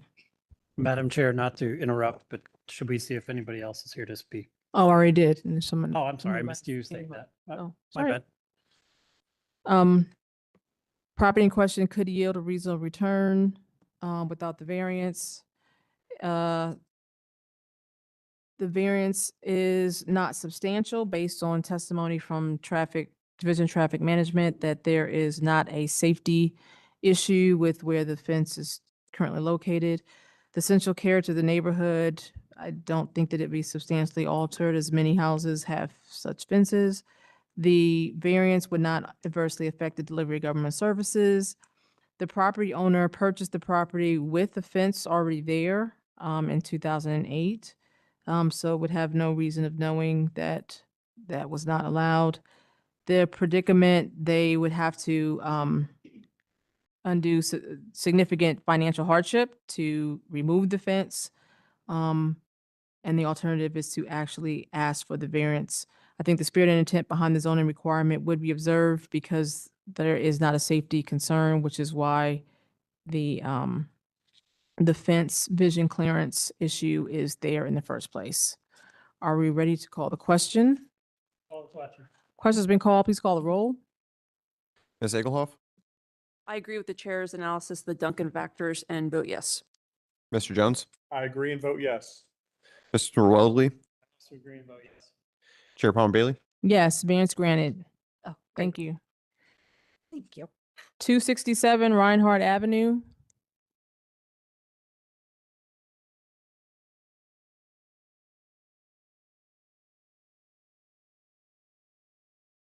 Evan Little and the applicant, and I've been sworn in. BZA 25-148 for 267 Reinhardt Avenue. It's located on the southwest corner of Reinhardt Avenue and Blackberry Alley. It's zoned R2F, and it's located in the German Village Commission. The 0.09 acre site is developed with a single unit residence. Surrounding uses are a mix of single and 2-unit residential. The applicant proposes to replace an existing fence in the same location and construct a new covered patio, paver patio, and wooden stairs, as requesting variances to increase maximum allowable lot coverage from 50% to 51%, to reduce the total combined side yards from 6 feet to 3.1 feet, to reduce the eastern side yard setback from 3 feet to 0.1 foot, which is existing, and to reduce the required rear yard from 25% of the total lot area to 5.8%, which was previously approved under application number V92-183. The applicant was requested to add that just so all variances related to this property are under one action. And on that note, the property was subject to V92-183, which reduced the required rear yard from 25% of total lot area to 5.8% for a two-story addition to the rear of the primary structure. Division of Planning has no comment. The site is subject to a review from the German Village Commission. Division of Traffic Management has no comments, and the German Village Commission recommends approval of the request by a vote of 5-0. Staff recommends approval of the request because the eastern side yard setback and the rear yard variances are existing conditions, and the total combined side yards and lot coverage variances are minor in nature. Although the total combined side yards variance may seem significant, it is constrained by the existing eastern side yard setback. You said the minimum side yard is existing? The eastern side side yard. It's already exists at 0.1? Okay. Thank you. Okay.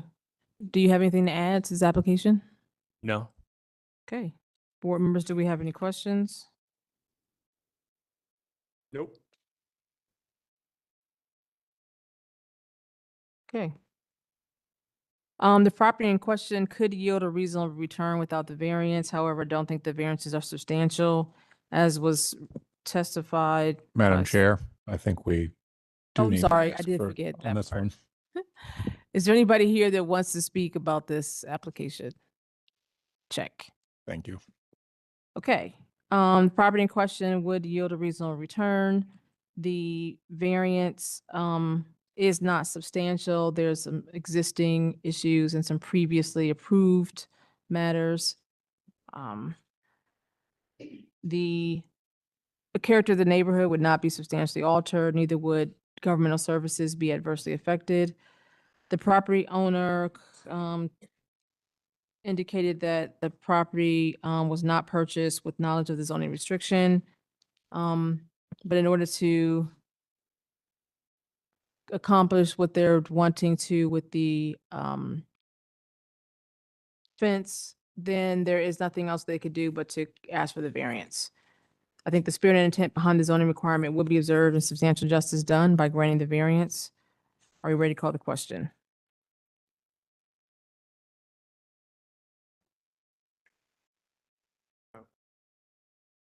I'm sorry, what? Are we ready to call the That's question? not me, that's you. I'll call the question. Question's been called. Please call the roll. Mr. Jones, I concur with the chair's assessment and say yes. Mr. Waldley, I agree and vote yes as well. Ms. Egelhoff, I likewise agree with the chair's analysis and vote yes. Chair Palmer Bailey. Yes, variance granted. Thank you. 410 Hamilton Avenue.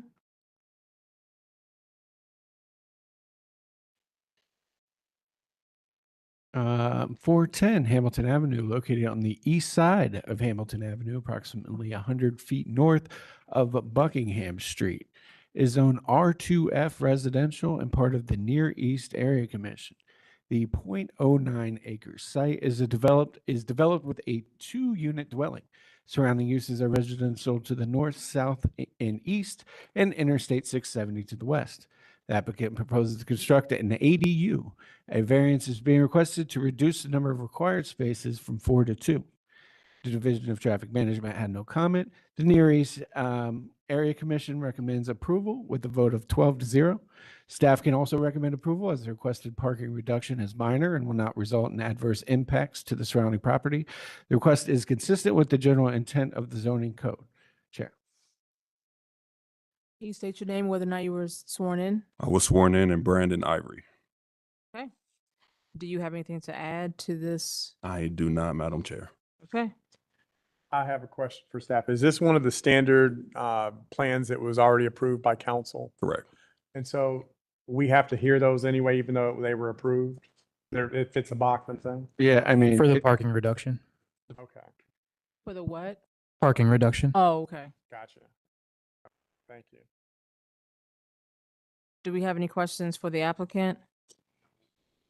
Is there anybody here that wants to speak about this application? Okay, so let's go through the factors.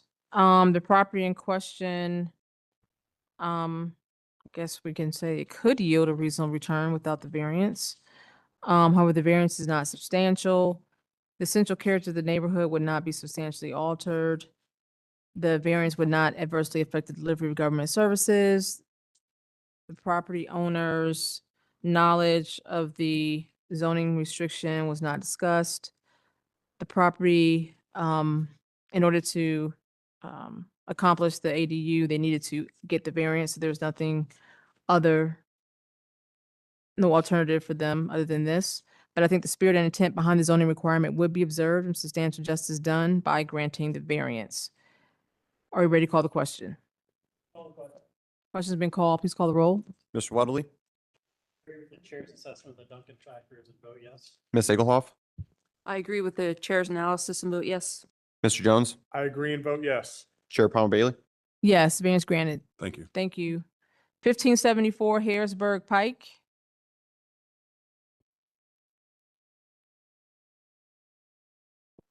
Excuse me. 1574 Harrisburg Pike, located on the southeast corner of Harrisburg Pike and Midland Avenue.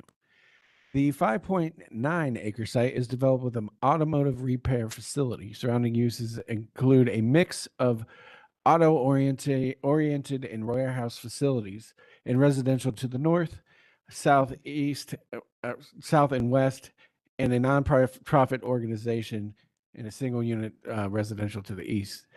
The applicant proposes to construct a chain link fence. The parcel is split by the City of Columbus corporate boundary, which runs directly through the rear of the lot. A variance is requested to allow a chain link fence in a portion of the parcel within the city limits, which is zoned CAC under Title 34. Planning is not supportive of the requested use of chain link fencing at the site. The recently adopted Columbus growth strategy states that chain link fencing is not appropriate for screening in mixed use context. Mixed use design guidelines recommend that screening should be include a combination of walls, black metal tube fencing, mounds, trees, shrubs, and or landscaping. Staff note that the black metal tube fencing could potentially be supportable as a substitution for the proposed chain link fencing. The Division of Traffic Management had no comments, and the Southwest Area Commission recommends approval with a vote of 5-0. Staff is recommending approval as the requested fence type will not interfere with the function of the site and is not anticipated to result in adverse impacts to the surrounding properties. Chair. Yeah.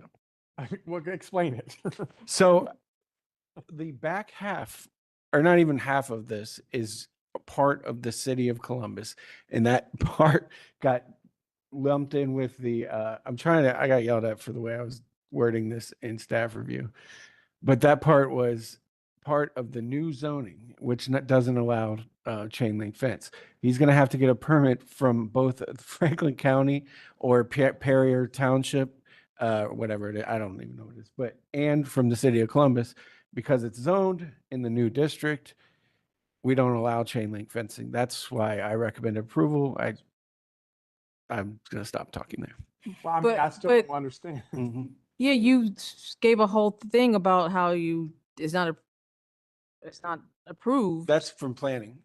This planning department wrote it as they would something that was fully zoned. Well, I mean, the back portion is in the new district, so they wrote that as if the whole site was. So can we see something? So if I understand what the back portion is, if this makes sense, just like we say gravel can be in a certain area, even though it's not acceptable. Sure. Maybe I'll feel the same about the fence, but right now I can't tell.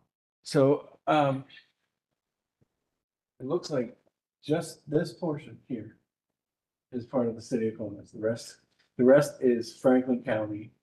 And so they want the fence where? It's not the location of the fence. It's the fact that it's a chain link fence. But it's a chain It's link off in the fence. back to somebody else's yard or the front? This is in the, go to, do you have the other side that has, yeah, that has the fence location. This here, I believe, is fence, right? Yeah, that's the current fencing. So it's backing to somebody else's back of their building.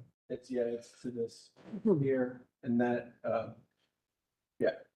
So whatever this is, So it's the nonprofit, right? Lutheran Social Services. Gotcha. And it's an existing fence or you're planning to put up a fence? Hold on. The fence is going around the whole blue, No, just in the back. just in the back. Okay. Okay. Yeah. Okay, can you state your names first and whether you were sworn in? My name is Max Stephen Brito. I'm here as a representative of the owners of 1574 Harrisburg Pike, the owners being Clarabelle Brito and Maximo Brito, and I have been sworn in. And My name is Claribel Brito. I'm one of the owner. okay, and you were sworn in. Yes. Thank you. So are you planning to build a fence or it's existing? So to elaborate, the confusion that Mr. Trimmers had is the same confusion that we've had throughout the entire process of attempting to get the variance, because what's essentially happening right here is the white boundary is because Max Gabby LLC owns both the properties of 1574 and 1582. The current issue is the fact that the property, the parcels that are both under Max Gabby LLCs, where the blue boundary is on the other image, where it goes up to the end and borders the Lutheran Social Services, that portion of the parcel that is currently outside of the fencing belongs to Max Gabby LLCs. The issue is that when the owners brought the property, they were in the middle of redividing the parcels. So The question I'm asking is, Yes. building a fence or is it existing? it is a fence that it's a fence that we're trying to extend to where the blue lines are, because the current fencing is that boundary right there, but the property that's owned by the parcels is up to the boundary currently. So there's a chain link fence there now that you want to Yes. extend. Yes. Well, you want to not extend, you're taking it down and putting it someplace else. Yeah. So this is, yeah, that makes sense. So this is the current fence and they could go up to the property line, which is Right here. there. So they're moving it to the property line. Right. Essentially. Okay. Yes. I apologize for the confusion. And so I'm just curious, when, before the CAC district was created, would a chain link fence been permitted prior to that? In manufacturing, yeah. And this is on the back of the lot that's facing the back of another commercial space. I'm good. That's a commercial space, the Commercial residential, it's not a house. It's zoned ARLD, apartment residential, but the use of the site is sort of a nonprofit social service. Do we have any other questions for the applicant? Is there anybody here that wants to speak about this application? Go ahead. Staff recommended that black metal tube fencing could potentially be used. Did you guys research that alternative or anything? Yes. So the reason that we went for the chain link fence, for the variance for the chain link fence, is that we were doing the cost analysis of the chain link fencing versus the tubing, and we're talking about a factor of 3 times when it comes to the pricing. Because chain link fencing in Columbus, Ohio, at least the going rate currently that I could able to find online, was $5 to $13 per linear foot. For the tubing, you're essentially tripling it, going from to $13.50 to up to $40 per linear foot. And while, let's say that's not out of the company's means, that's just a factor of 3 times. That's not including what could potentially have complications, because the level, the area by the grass isn't quite level as well. So a previous estimate that we've gotten for a chain link fence was around 22,000. And, giving the numbers that we've been running, that could run up to even 100,000 depending on any complications. So we were seeking variance for the chain link fence for that reason. Understood. Thank you. Yeah. And we're just going to move the fence to the property line because that part of the property line is enclosed on the other property. So we're just going to move that existing fence to the property line.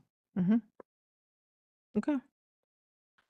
Okay, the property in question, I don't know how to answer this question.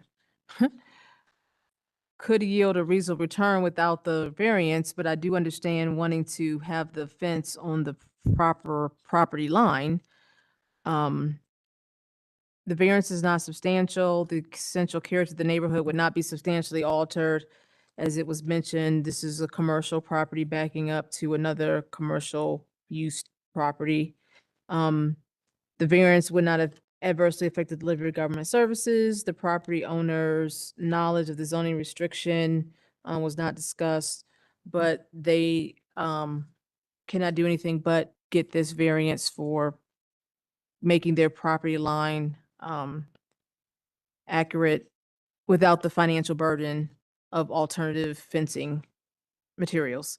I think the spirit and intent behind the zoning requirement would be observed and substantial justice be done by allowing the chain link fence because it is not altering anyone's view and not messing with other property rights, property owners' rights.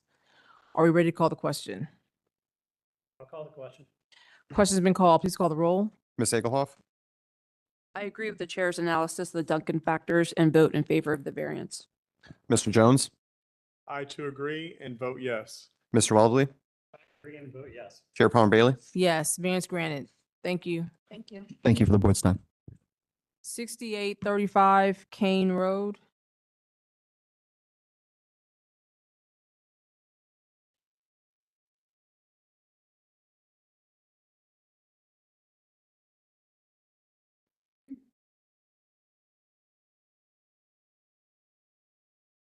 All right, 6835 Kane Road is located on the east side of Sawmill Road, approximately 300 feet north of Snoffer Road. It's part of the Far Northwest Columbus Communities Coalition. Existing zoning is CAC Community Activities Center District. Gonna flip to the next page here. It's a long one. The 4.04 acre site is currently developed with an indoor and outdoor volleyball court.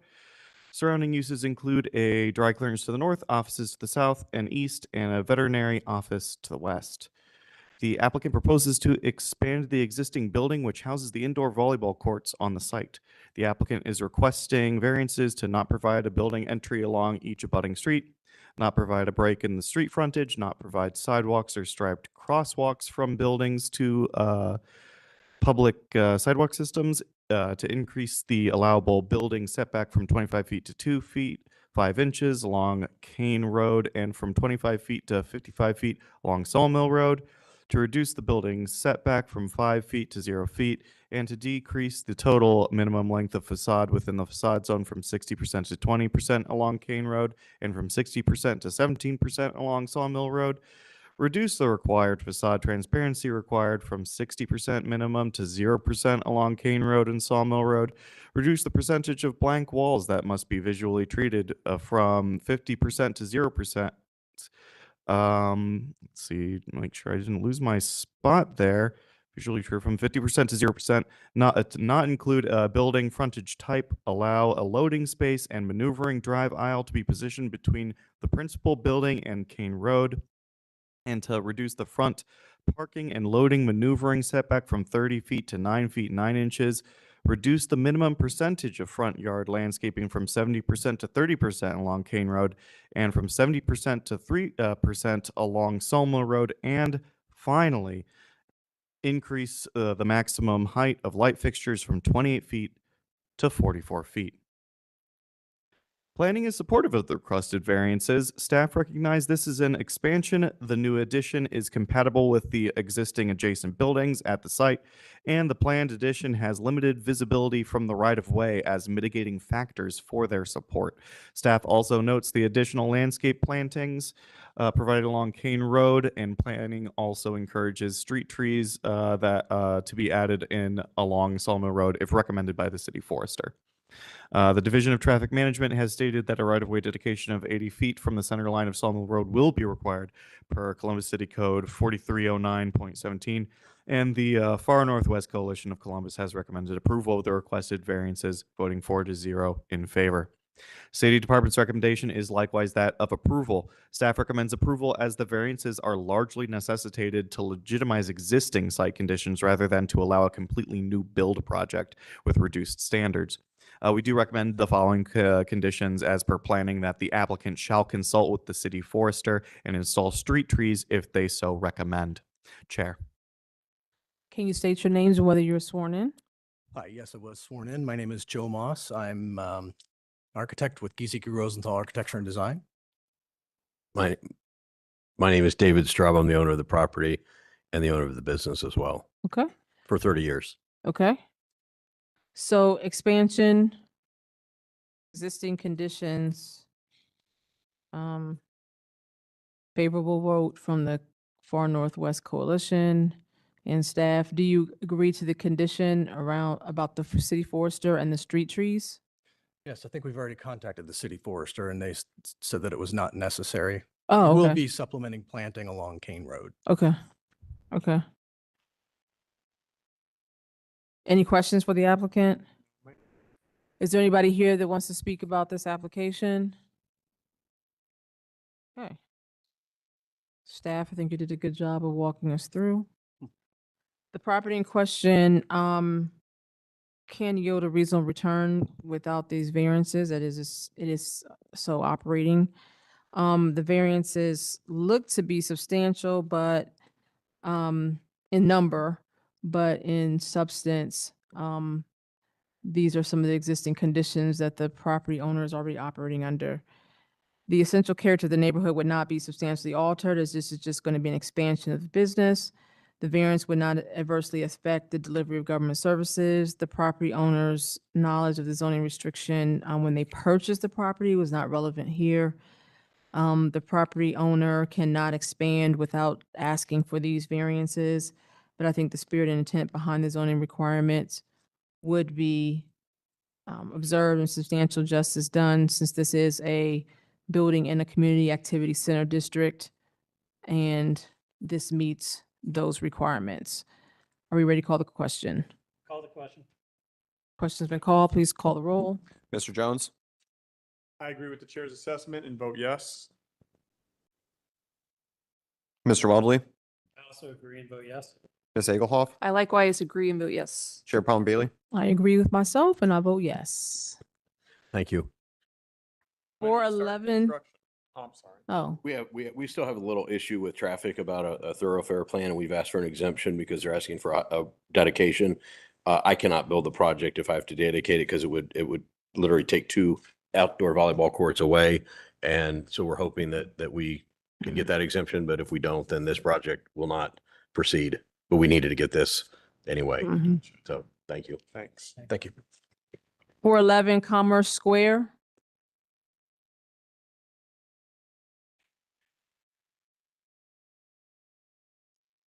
Um, 411 Commerce Square, located on the southwest side of Commerce Square, approximately 160 feet west of Exchange Drive, is zoned M Manufacturing and part of the Greater Hilltop Area Commission. The 1.115 acre site is developed with a warehouse facility. Surrounding uses are manufacturing uses. Applicant proposes to expand outdoor open storage on the site. A variance is being requested to reduce the distance of open storage in the interior lot, or from the interior lot line, from 20 feet to 10 feet along the north and east lot lines, and to reduce the setback from public right of way from 30 feet to 20 feet. Planning is potentially supportive of the requested variance, but requests full screening from outdoor storage along the road frontage. Staff note the requested variance will conform existing uses at the site. The Division of Traffic Management had no comments, and the Greater Hilltop Area Commission recommends approval of this request.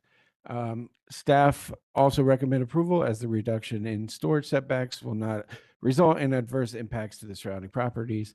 The request is consistent with the general intent of the zoning code and represents a reasonable accommodation for the existing industrial use.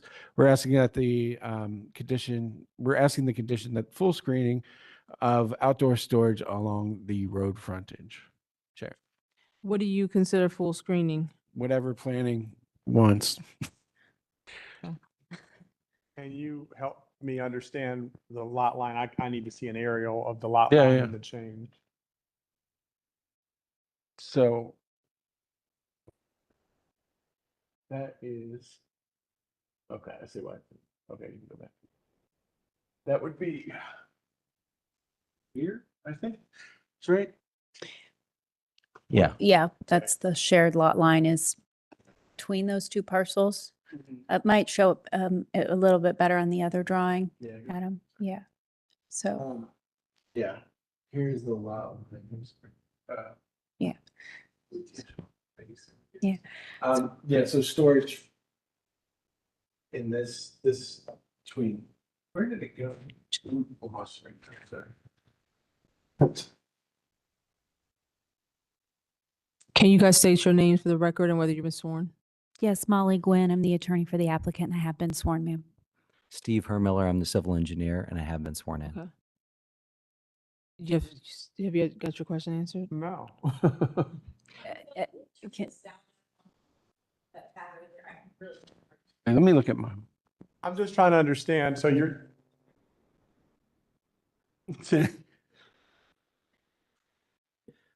Probably as good as it gets. Okay. you can't hear me? On the interior part. This is still very close. It's picking up everything now. Can you hear? Yeah. I'm just trying to understand, you're going 10 feet closer to the lot line and where? I'm just trying to see that and what it connects to, what it's contiguous to, so I understand. Yes, sir. So there are two parcels here. And I know I'm not permitted to approach you, but I do have some pictures. One of them, the northern parcel, is an existing building. This is for a heavy highway contractor. And so we have the existing building right there. Previously, the parcel to the south was subject to a different final site compliance plan that anticipated a new building on that property. That was never built, and Mr. Hermiller is here. We're in the process of getting a new final site compliance plan approved because they've just allowed for impervious surface there for a parking lot to store their additional trucks and some of their additional materials. So where the boundary is kind of between the parcels there that sort of runs in between in terms of allowing for storage. And again, it's pretty consistent uses. It is consistent uses. It all kind of looks the same and runs sort of together. So they'd just like to, continue to be able to store some of their materials within that separation line. They control both parcels. So that is the ask. And again, it's a manufacturing area. Everything around it is manufacturing. And I'll just also note, for relevance, these variances were generated by a code citation that was issued. And so we are in the process of redoing the final site compliance plan and cleaning up the property to bring it into compliance with these variances. And then we've also got the request for the setback as well for the reduction to allow the pervious kind of pavement to go right to Commerce Drive right there. So it's not only along kind of the border between the two properties, it's along Commerce Drive right there as well to tighten that up and take it from 20 feet to 10 feet and allow that storage. And then at the request of staff, we've also added another variance in there to reduce the setback from the right-of-way from 30 feet to 20 feet, I believe. Okay. So that is it's kind of, and it all sort of looks the same in those pictures, detail that. So thank you. You're welcome. Might I? What's being stored? What's being stored? There. Equipment and things that they do on it. It's just construction equipment that. Okay, so it's not, we're not talking about piles. No. No, ma'am. Okay. Yeah. Okay. Molly, wow, sorry. Right here. I might add, if I could, and like Ms. Gwynn had mentioned, I did these engineering plans back in 2018, I think is what the date I stamped them originally. And the client or the owner has built everything except for the building as it would be. So in these many years, the only thing that hasn't been performed is they just didn't do the building. So I'm revising the plans now. So basically the limitations of the pavement and everything stayed exactly the same. So they were approved through zoning and all engineering and all the departments. And it's because of the code violation is why we're here today. But I don't know why it wasn't. But what was the violation? Well, either it didn't get caught back then, or I don't have no idea what the violation had to do with the setback. Is that correct? Yes, the violation did have to do with the setback. It was but there was indicated no there was storage in the setback, and there was a statement, you need to get a variance to bring this into compliance. So that's what they've done. So, and we have been in, it's been a little bit, but in semi-regular communication with the code inspector. I'll certainly update him following this hearing as well. Just a quick administrative question. You're talking about these two parcels being in common ownership and kind of used in conjunction with one another. Should we have the variance applied to both parcels, or are the variances contained within this parcel? Probably should, you're right. Well, But there's, I think there's I no just, violation. I think I just need it for the southern Okay. one, Phil. Yeah. For the, Uh, for that, what's, for what's shown. yes, sir. Okay. Yes, sir. But if you want to, like you're saying, it looks like one space now. Yeah. So if there's things stored on the other side of the parcel line that are approximate to the southern parcel line, Yeah. I mean, then you're in violation of that, I would think. I think that we'll just make sure that they don't get any closer to that northern parcel line than what's set back, just be, What's on the northern parcel line Mhm. coming south is what I'm saying, and I think that might be what he's saying. okay. Are you, We have the variance include all this. Well, we can't do that tonight. So Yeah, that we would can't be do that something that you would have to do at a later date. Yeah, because nothing's been brought forward either from code enforcement, right, on the other parcel? no, the code, these violations just related to this, we would just tonight be seeking that variance on the southern parcel, but certainly understand your point. And if we have to come back, we would pursue that at that time. Thank you. Understand that. Any other questions for the applicant? Is there anybody here that wants to speak about this application? Okay, let's go through the factors. The property in question could yield a reasonable return without this variance. The variance is not substantial. The essential character of the neighborhood would not be substantially altered, as this is a manufacturing district. The variance would not adversely affect the delivery of government services. The property owner, knowledge of the zoning restriction, theoretically, they did get a site plan before and were not operating in accordance with it, so they did know. The property owner's predicament could not be obviated through another method other than this variance. And I think the spirit and intent behind the zoning requirement would be observed and substantial justice done by granting the variance, as the storage setbacks are going to be on the interior parcel boundaries and away from and along the public right of way. I did forget to ask you about the conditions, if you were in agreement that you were going to put full screening of the outdoor storage along the road frontage. I think it is respectfully a little difficult to commit to that. We don't know what full screening is required. We also would note that there's no screening there presently, and there's no screening for the other parcels in the area presently. So certainly understand that concern where it suits the character of the area, but everything around this is manufacturing. Yeah, and since staff wasn't able to give me a good definition of what full screening would be required, I don't think that we can impose this condition on the applicant. The comment was vague, but we can provide you with what the standards would be if screening were to be required. The standard is 5 feet in height and 75% opaque. But is that already required? So we no, need to make it a condition? Well, I think that's why it's a condition, is because it's not required. I guess I'm loath to require it on in a manufacturing district when we have no community calling for a residential screen. I mean, usually we do that when there's residential, or we feel like there's headlights or things that we're trying to. Yeah, and if there were residential, it would be. Right. Yeah. So unless we're gonna give the applicant something that they can sink their teeth into to agree to, we can't just say full screening. Or did you give me the definition? Just a general, 5 feet. yeah, 5 feet, 75% opaque. I don't know that I'm going to support the request for it. So if you ask for it, I don't know if I abstain or whatever. Other board members? So board, you don't have to grant the condition. If there are certain board members who feel strongly about having the condition, then you could take a vote with the condition, and then people who disagree with it will just vote no. Yeah. That damages, I don't think that's something that damages the applicant potentially. I'm in support of the variance. I'm not in support of the additional condition. Yeah, you don't have to include the condition in the motion if you don't want to vote for it. I'm just Right, and basically stating that I am not supportive of the condition. Can we hear from the other board members, please?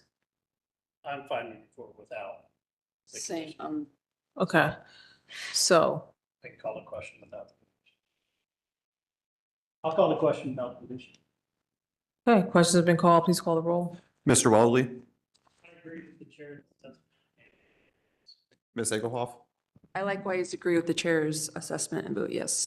Mr. Jones, I agree and vote yes. Chair Palmer Bailey. Yes, variance granted. Thank Thank you very much. 1288 Indianola Avenue. Sorry, there's no prize for being last. Learned a lot. They just say that. They just say things. Oh, sorry. 1288 Indianola, located on the east side of Indianola Avenue, approximately 50 feet south of East 6th Street. It is zoned R4 residential and part of the University Area Commission. The site is developed with a single unit dwelling. Surrounding uses are a mix of single and multi-unit dwelling. The applicant proposes to construct a single unit dwelling and an accessory dwelling unit above a detached garage. Variance is being requested to increase the maximum permitted FAR from 0.40 to 7.0. Planning notes the Columbus City, Citywide growth strategy, residential design guidelines recommend the design of new development, including homes, should be appropriate and based on nearby structures, including roof pitch. Staff note that the proposed elevation is inconsistent with that of nearby residential structures. The Division of Traffic Management had no comment, and the University Area Commission recommended approval of the request with a vote of 7-3, with one person abstaining, sorry. Staff can recommend approval of the requested increase in Florida area ratio is limited in scope and will not result in adverse impacts to the surrounding area. The request is consistent with the general intent of the zoning code and represents a reasonable level of development for the site. Chair. Okay, can you state your name, whether or not you were sworn in? Yeah, my name is Charles Fitch, and I was. I have a question. 0.4 to 0.7 is small, it's double, but it's still a small number. I'm just trying to understand, I can't see the project. This is kind of a drawing, like, and I'm assuming we're talking about like square footage of a home. It's Florida area ratio, yeah, it's, So what's the square footage of your proposed plan? Yeah, so I've got the total square footage, including basement, first floor, second floor, and the attic is 3403.79. So is the basement gonna have egress? Oh, yeah, And so is that calculated in the floor area? Probably not. 'Cause it that's not- is. That floor area ratio, I was surprised, but it is anything finished or unfinished in a home. So including, I have a finished basement, but an unfinished basement and unfinished attic all applies to that FAR. And so is that also to include the ADU? has nothing, like the ADU is just part of the project. I mentioned it, but it had they don't have FAR standards for ADU. So it's only the principal dwelling that we're talking about. Thank you. What's the square footage without the basement? The basement represents 938, so 34 minus 930, 2,500. So for 2.5 stories, you have that. Okay. Correct. Thank you. And if I could elaborate one thing on that, just the surrounding area, I took a little bit of data on the property to the left and the property to the right of mine. The property to the right is 1282 Indianola. It's a 2-family home. They've got one more foot wider than I do. They have a 35-foot width lot line. Just by taking their above ground, they're at 2772. They also have a half of a basement according to the auditor, which would put them at 35, and they're at a 70% floor area ratio. That's directly to the right. The one to the left, without a basement, they're at a 54% floor area ratio. It wasn't clear to me on the auditor if they did or did not have a basement. So I think both of them would be over the 0.4, and at some point were probably here before me or grandfathered in prior to the floor area ratio. Well, they weren't, based on when they were built before zoning. Okay, And so that wasn't applicable. okay, just to mention, I think the consistency with the neighbors when you brought up the jump from the 0.4 to the 0.7. Thank you. Mhm. I can share one more data point too. Just looking, I figured, it may be interesting to the board just to see the neighbors around. I just ran one more statistic as well. It was the lot coverage. My lot coverage, I'm currently asking for it's 20%, 0.64 over the entire coverage of the lot. I calculated 30.88 for the property at 1292 and 35% for the property at 1282. So I think I'm consistent with the floor area ratio and actually smaller when it comes to taking up the overall lot space than the neighbors. So question for staff, it sounds like we're not even really opining on, I should say factoring in the ADU. Yeah. This is really about the single family. It's only the principal dwelling. And just to, I guess, full disclosure, when he first brought this in, he needed, I don't know, like 9, 10 variances. But a lot of that, most of them went away because of the new zoning code that was adopted that allowed a lot of stuff by right. And this was kind of the only remaining one, was the FAR, so. It's also curious to me how the parking variance was needed with the ATU. For the other one. No, that was a duplex. This is a single family. Okay. That's, But it was a duplex with an ADU. It went yeah, from ADUs don't have any parking. So they had 2 spaces and they needed 2 for each dwelling. Oh, so The that ADU wasn't- doesn't count either. So for we that. weren't even giving the parking for That the wasn't clear ADU. to me, but- Yeah. I guess the reason I mentioned it is because that's kind of part of the project. So, but they don't have, parking standards for Okay. ADUs. Okay, thank you. Do we have any other questions for the applicant? Is there anybody here to speak about the application? Check. Okay, the property in question could yield a reasonable return without the variance. It could be a smaller FAR, but I don't think the variance is substantial, as the applicant has testified with data around the consistency with the neighborhood, specifically the houses next door. I don't think the essential character of the neighborhood would be substantially altered, nor would delivery of governmental services be adversely affected.